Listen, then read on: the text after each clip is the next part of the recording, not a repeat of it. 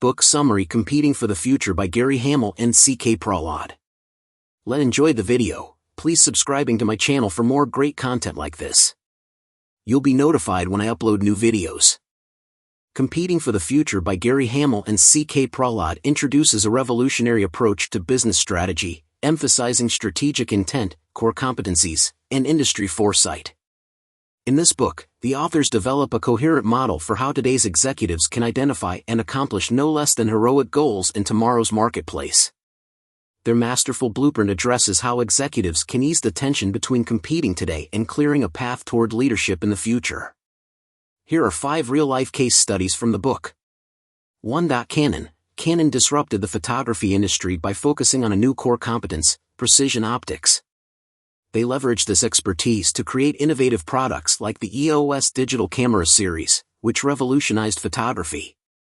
2. Honda's strategic intent was to become a global leader in the automotive industry. They achieved this by emphasizing research and development, quality, and customer satisfaction. Honda's motorcycles and cars became synonymous with reliability and performance. 3. Intel's core competence in microprocessors allowed them to dominate the computer chip market. Their strategic intent was to be the leading provider of computing power. By constantly innovating and investing in R&D, Intel maintained its leadership position. 4. 3M's commitment to innovation and creativity led to breakthrough products like Post-it notes and Scotch tape. Their strategic intent was to be at the forefront of invention. 3M encouraged employees to spend 15% of their time on personal projects, fostering a culture of continuous discovery. 5. Sony's strategic intent was to shape the future of entertainment and electronics. They disrupted traditional markets by introducing products like the Walkman, PlayStation, and Bravia TVs. Sony's ability to anticipate consumer needs and create iconic brands set them apart. These cases illustrate how companies can thrive by thinking globally, identifying untapped market opportunities, and adopting a process of co-creation. Competing for the Future encourages leaders to embrace change, challenge orthodoxies, and build a lasting legacy in an ever-evolving business landscape. Competing for the Future by Gary Hamel and C.K. Prahalad introduces a revolutionary approach to business strategy, emphasizing strategic intent, core competencies, and industry foresight. In this book, the authors develop a coherent model for how today's executives can identify and accomplish no less than heroic goals in tomorrow's marketplace. Their masterful blueprint addresses how executives can ease the tension between competing today and clearing a path toward leadership in the future. Here are 5 real-life case studies from the book. 1. Canon disrupted the photography industry by focusing on a new core competence: precision optics. They leveraged this expertise to create innovative products like the EOS digital camera series, which revolutionized photography. 2. Honda's strategic intent was to become a global leader in the automotive industry. They achieved this by emphasizing research and development, quality, and customer satisfaction. Honda's motorcycles and cars became synonymous with reliability and performance. 3. Intel's core competence in microprocessors allowed them to dominate the computer chip market. Their strategic intent was to be the leading provider of computing power. By constantly innovating and investing in R&D, Intel maintained its leadership position. 4. 3M's commitment to innovation and creativity led to breakthrough products like Post-it notes and Scotch tape. Their strategic intent was to be at the forefront of invention. 3M encouraged employees to spend 15% of their time on personal projects, fostering a culture of continuous discovery. 5. Sony's strategic intent was to shape the future of entertainment and electronics. They disrupted traditional markets by introducing products like the Walkman, PlayStation, and Bravia TVs. Sony's ability to anticipate consumer needs and create iconic brands set them apart. These cases illustrate how companies can thrive by thinking globally, identifying untapped market opportunities, and adopting a process of co-creation. Competing for the Future encourages leaders to embrace change, challenge orthodoxies, and build a lasting legacy in an ever-evolving business landscape. Why, Japanese small businesses, have they usurped the American giants? It's because they think differently, they have a deep vision of the future, they know how to build and use their core competencies, they are ambitious and they know how to rewrite the rules of the game. The book will answer these fascinating questions in detail. C.K. Prahalad is a professor of business administration at the University of Michigan. Co-authored several books with Eve Dozen. He has consulted for many large companies in the world. Their two articles, Strategic Intent and The Core Competence of the Corporation, have won the prestigious McKinsey Award.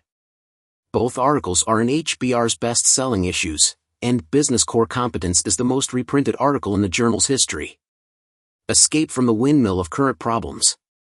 Will senior managers ever take the time to think about the difference in the next 5, 10 years? For example, competitive rules, new standards, threats and challenges that competitors will pose. From there, they can build a sense of the need for renewal, build a core strategy, a sense of business weaknesses to find strong solutions, create growth opportunities, maintain competitiveness. Future paintings. The trend of changing technology, demographics, policy regulations, productivity and quality of competitors at a fast pace pushes businesses to struggle in restructuring and reconstruction solutions. But neither of those are solutions for the future. And in the end, they are just spinning the windmill. Faced with urgent situations, often companies cope with organizational restructuring, reducing personnel, cutting operating costs, removing inefficient activities, increasing the efficiency of using resources.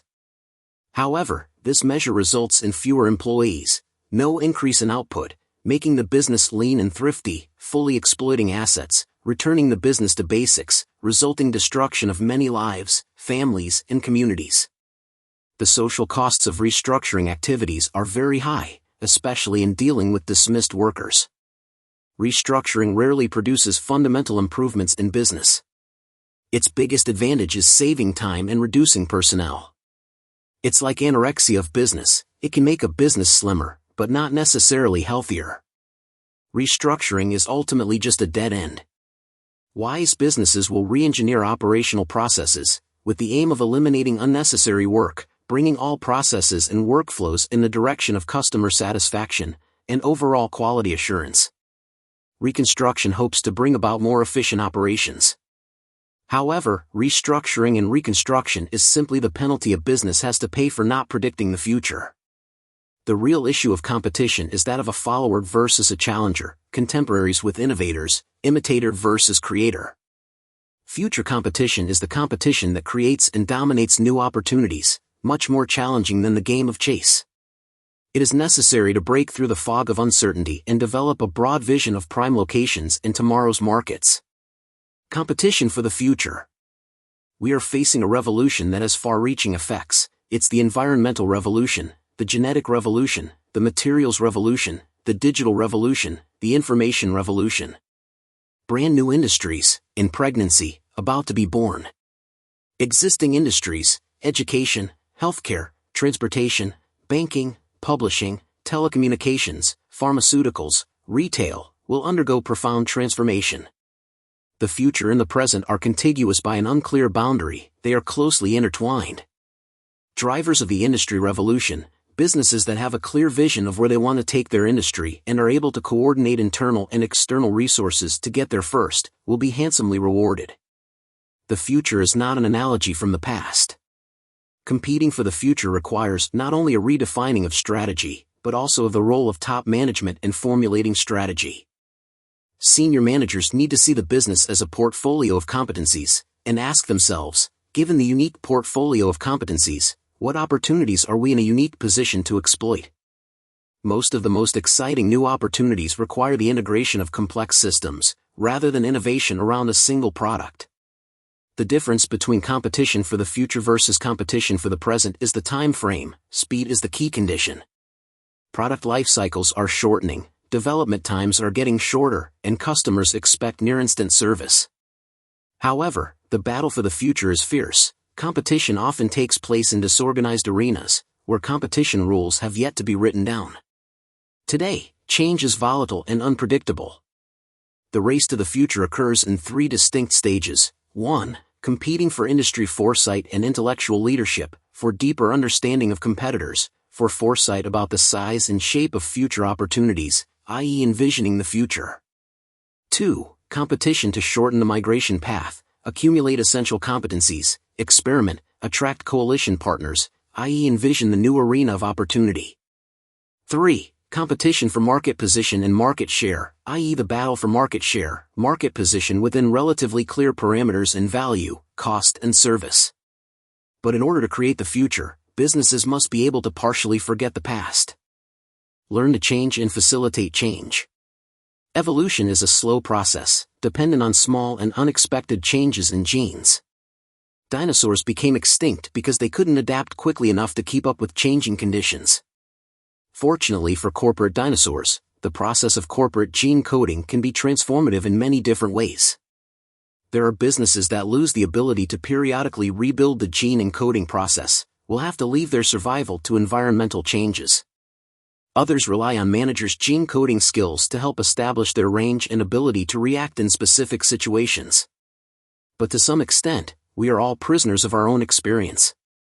Without doing something to significantly increase genetic diversity, businesses will find themselves unable to compete with new non-traditional competitors. Genetic diversity is often the highest barrier for the most politically influential managers. The bottleneck is often overhead. They cannot quickly eliminate the intellectual capital that is depreciating in value and do not properly invest in the creation of new intellectual capital. As the competitive environment becomes complex and diverse, there is a need for even greater genetic diversity. Any business that aspires to survive must create within its own organization a reasonable proportion of genetic diversity found throughout the industry. Another way to increase the genetic diversity of the population is to admit new members to hybridize with old members by recruiting outside managers.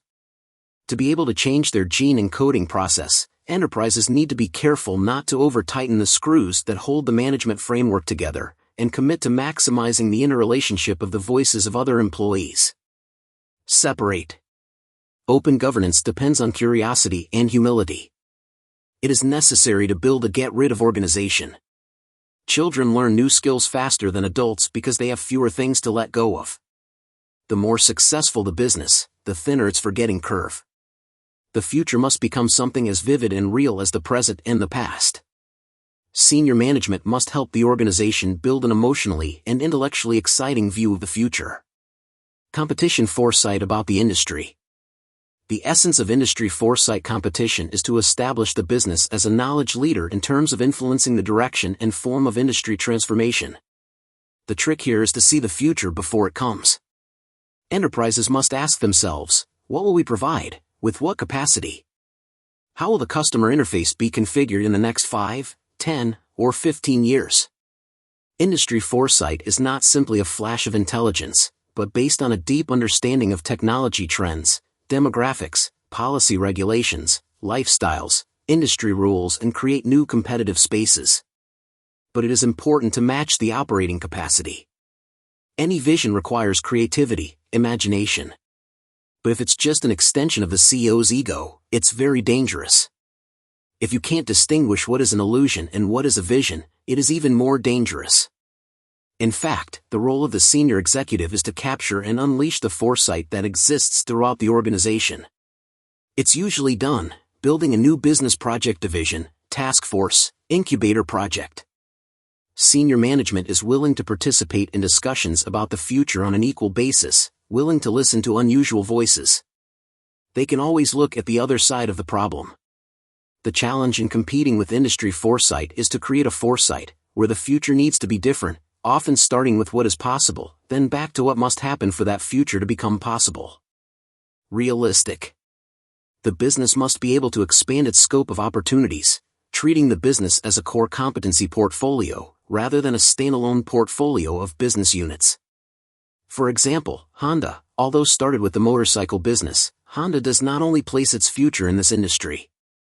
Conceiving itself as the world's leading manufacturer of engines and transmissions, Honda has applied this competence to the production of automobiles, washing machines, garden machines, marine engines, and generators.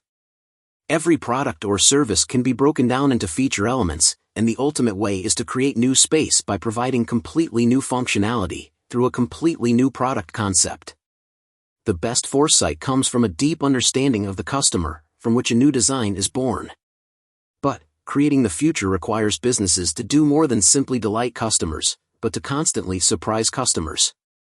Our plan was to lead the public with a new product, not ask them what product they wanted, said Song's Akio Morita. The public doesn't know what's possible, and we do.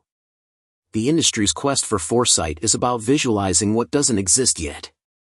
When envisioning the future, businesses must find a way to go from today to tomorrow. Building strategic architecture. To build a strategic architecture, top management must have a vision of what new benefits or features will be offered to customers over the next decade, about the core competencies that need to develop to create these benefits, and about changing the customer interface to help them make the most of these benefits. A strategic architecture is not a blueprint, it can only create an overarching action plan for feature deployment and capacity building. It defines what we must do now. It is the necessary link between today and tomorrow, between the short term and the long term. Right now the organization must see the capabilities to build, the customer groups, the distribution channels to explore, the priorities to pursue. That is the overview opportunistic method blueprint. For example, about the strategic architecture from a Japanese electronics company, NEC clearly shows us. In the early 1970s, the NEC began to feel that the communications industry and the computer industry were converging in a number of important ways. NEC has built a strategic architecture that defines the capabilities it needs to be able to exploit the opportunity emerging from the junction of these two industries. NEC's ambition is to be a leader in CNC, computing and communications capabilities. NEC's strategic architecture is discussed with all employees, not kept secret, but it does not reveal the breadth and depth built around the CNC concept. In 1992, NEC became the world's computing, semiconductor and telecommunications giant. The purpose of competing for the future is not an attempt to reduce risk to ambition. Testing things out and not committing to anything is a surefire way to miss out on the future. Investing too little too late is as bad as investing too much early. Getting to the future requires more than a well-conceptualized strategic architecture first, and it is the employees' abilities and intelligence that fuel the trip. Strategy is tension. A business can have a lot of money and command an army of talented people, but still lose its pioneering position. In contrast, an enterprise that knows how to overcome enormous resource constraints has successfully conquered the leading position. So, to get to the future, it is first and foremost about the task of the ability to use the resource rather than the resource itself. It comes from a profound sense of purpose, a shared dream, an alluring view of tomorrow's opportunities. Strategic goals are those dreams. It is full of life, it provides energy, affection and wisdom for the journey. Strategic architecture is the brain, strategic purpose is the heart. Tacit strategic intent refers to the stretch of importance to the organization. It conveys a sense of direction and a sense of discovery. It is the responsibility of senior management to make instilling a noble purpose, emotional and intellectual appeal based on something beyond personal financial gain. Each person needs to understand the nature of the link between his or her own work and the accomplishment of a shared purpose. That is, strategic intent must be personalized for every employee. The first task of personalization is to pose business challenges. These challenges will be dictated by the strategic architecture of the business. Its quality, it's the life cycle, it's the market, it's the technology mastery, and so on, giving employees a clear view of the next challenge.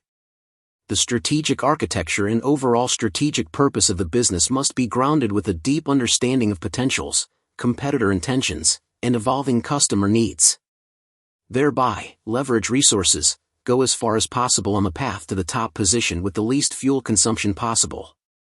Strategy is leverage. Statistically speaking, it is clear that the amazing labor productivity belongs to Japanese manufacturing companies.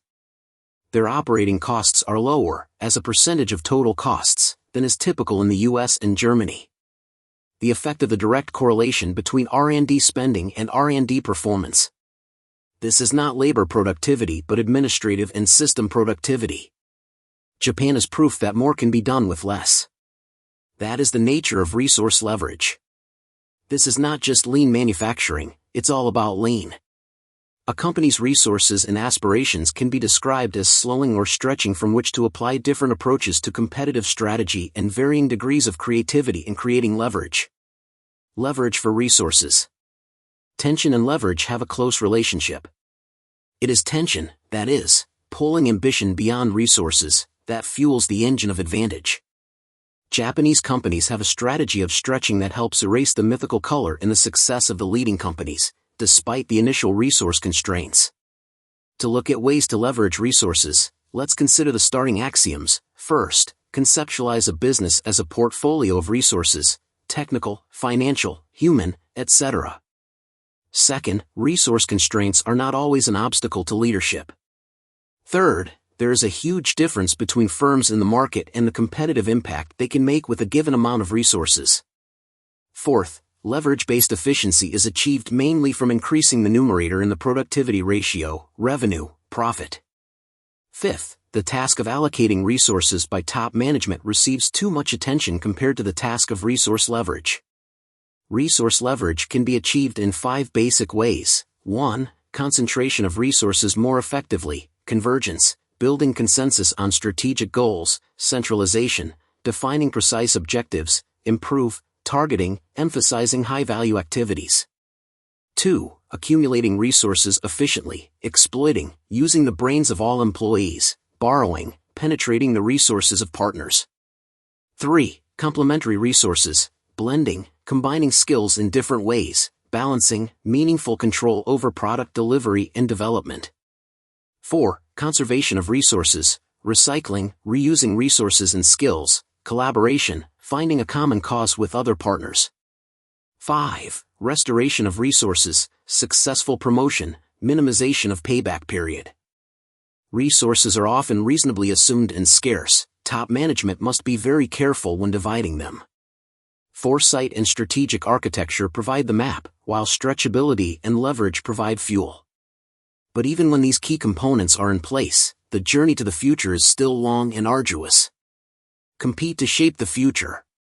Knowledge leadership needs to be transformed into market leadership. Getting to the future first allows a business to create a virtual monopoly in a particular new product category. Allows businesses to set standards and collect royalties from holding material intellectual property rights. Help businesses establish rules that other businesses must follow in order to compete. Getting to the future first offers great rewards, but also entails significant risks. It is an irreversible financial risk, not generating revenue and profit as expected, because the rush has spent more widely than the competition. Also because the timing is not right, the product is not perfect, the customer does not really need or want the new service. However, the business that bets that the pioneer will fail is taking a big gamble itself. To do that, it is necessary to identify 3 stages of competition. 1. Competition for leadership with knowledge, idea formation. 2. Competition to shorten the migration path, actively shape the future industry structure. And 3. Competition for power and market position, early or more market capture. The necessary measure is, maximizing influence correlation is determined by 4 factors: ability to build and manage alliances, succeed in building core competencies, quickly accumulate lessons from the global recognition correlation market, and distribution capacity.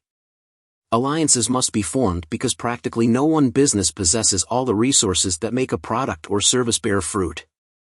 However, multilateral cooperation should follow a clear cumulative logic. Because firms that are partners in the early stages of market development often become competitors late in the process. Alliance management requires a careful balance of programs of concurrency and cooperation over time, and a sense of timeliness about the individual agendas of senior executives. Competition for the future also includes competition that sets new standards from the interplay of products and services offered by many sellers. Because standards are at the heart of the competition, when a technology is adopted as a standard, it allows businesses to quickly recoup their investment in research. Intel has recouped its investment in developing PC-oriented microprocessors much faster than Motorola's because Intel's x86 product has become the de facto standard for personal computers. Building a gateway to the future. Businesses must take a stance today on the core competencies essential to building the future. Because core competencies are the gateway to future opportunities. Core competencies are a group of skills and technologies that enable a business to deliver a specific benefit to a customer. It is not product-specific, it goes beyond the product or service, it outlives any single product or service unit. Competency leadership often precedes product leadership competition. It is not a war between products and products, but a battle between businesses and businesses. Core competencies are the source of future product development. They are the root of competitiveness, and individual products and services are the fruits. So, what is a core competency? Competence is a group of skills and technologies, not a single skill or technology. It is the totality of knowledge gained from skill groups and individual units in the organization. To manage an enterprise's core competencies, senior management must be able to disassemble core competencies into its components down to the level of specific individuals with specific talents. To be considered as a core competency, a skill must meet 3 factors. 1. Customer value. The core competency must contribute significantly to the value perceived by the customer. Customers are the ones who judge and evaluate whether a certain capability is a core competence or not. 2. Differentiate from competitors. Competence must be unique in terms of competitiveness. 3. Scalability. A competency is truly core as it forms the basis for new product market entry. Competence competition takes place at 3 levels.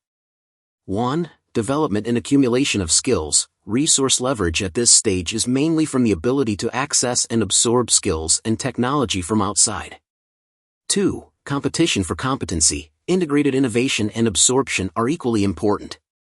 3. Core product correlation competition. Many businesses seek to sell their core products to others as original equipment manufacturers, as a way to capture virtual market share to generate revenue. Gain and experience to accelerate its core competence building efforts. Selling core products to outsiders is an effective metric to gauge whether a company is a leader in competence. Where the core product flows in both directions, every partner understands and works to protect its unique core competence. Care should be taken to consider the long-term competitive effects and the dependent nature that will arise. Sticking to the concept of core competencies. When enterprises cannot conceptualize themselves and their competitors in terms of their core competencies, businesses may face many dangers such as, growth opportunities will be unjustly cut off, businesses do not have a clear mechanism to ensure that talented people will be placed in the right place. As a result, energy is constrained and wasted. When core competencies are lacking, businesses will depend on external core product suppliers. If you only focus on end products, without investing in new core competencies, businesses will not have the seeds for tomorrow's crop of products. Without understanding the core competency base, businesses will be surprised by new entrants. Businesses that aren't sensitive to core competencies can inadvertently give up valuable skills by cutting out underperforming businesses. For the core competencies concept to take root in an organization, the entire management team must fully understand and participate in the 5 key competencies management tasks. Determine current capacity. Core competence is the soul of the enterprise. The management board cannot delegate the determination of core competencies to the technical force. Don't confuse core competencies with other things. Establish specific capacity accumulation and deployment goals, differentiate existing and new capabilities, and envision opportunities to extend existing core competencies into new product markets. Management needs to develop a sophisticated and thorough human and capital allocation mechanism to ensure that the best people get to work with the most potential opportunities. Leadership in core competencies can be lost due to budget shortages, fragmentation during division, or when underperforming businesses are cut off. Management needs to establish a process of deep participation, involve the participation of units, set priorities, clear management, reasonable resource allocation, benchmarking the capacity-building efforts of the stakeholders. Competitor. Building a community of individuals in the organization, seeing them as the carriers of the core competencies of the business. Go to the future. The main objective of the competition for the future is to maximize the learning-to-investment ratio. Must learn faster than the competition about the exact aspects of customer needs and required product performance. True learning only begins when an imperfect product or service is brought to market. Expeditionary marketing is a practical method for scouting future markets. Expeditionary marketing is about reducing the time and cost of product iteration, gaining market insights, re-engineering, and relaunching. Expeditionary marketing involves tightly controlled experiments, not baseless predictions. Do expedition marketing, the rules are simple: learn faster, cheaper. Hit the new product or service ball around the world as fast as you can. To achieve maximum return on innovation, a business must have a global preemptive strike capability. preemptive attack on competitors or slow their global progress. This not only builds a physical presence in key strategic markets, but equally important the ability to access the most efficient distribution channels in each key national market. It is better to stay ahead of the competition if the company builds a pre-existing cognitive correlation with customers around the world. Any company with an enviable brand position has a head start in the race. Focus on building a strip brand, spread across products and businesses, helping customers transform today's product experience into tomorrow's product interest and excitement. Core competencies are the foundation of the business. The strip brand is the roof of the business. In the middle are various types of businesses. So, in order to attack competitors first, the company must apply strip branding and build awareness on a global scale. With the increasingly strong economic integration, the removal of tariff barriers because of non-tariffs, the development of international communication, the international mobile customer group is expanded, the propaganda and quick concept new product and business concepts among national branches became imperative for every multinational. Different thinking. Think differently about competitiveness. Competition occurs not only between single products or services, but also between businesses and business alliances. Senior management competes in an effort to accumulate visibility into the new open arena of opportunity such as gene therapy drugs. Companies compete in building core competencies, competitive alliances to create new competitive spaces. In the context of governance, genes are concerned with how managers feel about the industry, the business, the role, and the way in which these feelings guide them to behave in particular situations. Just like the way managers are genetically engineered to think about the foresight, the tension and leverage that power it, so does proactive advantage building and industry reinvention. Strategic thinking. Strategic planning not only maximizes market share and profits today, but also the model the business wants to be 10 years from now. New functions, new core competencies. New and disparate resources need to be applied to strategy making, drawing on the creativity of all managers, not just the wisdom of a few planners. Strategy needs to be long-term, needs to be ambitious, and needs to arouse a level of commitment. Long-term does not equate to patience money. Every project must have money to invest, but on a pay-as-you-go basis. Ambition doesn't mean taking risks, it means establishing an aspiration to stretch, and then using leverage tools to reduce the risk of that ambition. Commitment is the mental and emotional bet on a particular view of the future that management needs to ensure consistency and continuity. It takes organizational thinking differently, which means an effort to encourage individual risk-taking, a focus on individual responsibility, reverse org chart, and put the customer first. Senior management needs to identify and exploit the hidden value of connections between units to increase the value of collective action, cooperative employees. At the same time, it gives individuals the freedom to design their own work, freely acting as long as it satisfies customers. However, empowerment without a shared sense of direction leads to chaos. Going beyond technology-oriented versus customer-oriented opposition must have a deep understanding of potential customer benefit layers. The goal is to surprise customers by anticipating and fulfilling their unstated needs. Not being narrowly oriented towards technology, the goal is benefit-oriented, continuously searching, investing, and mastering technology to bring unexpected benefits to humanity. The end. Thanks you for watching. Please subscribe, like, and share. See you next video.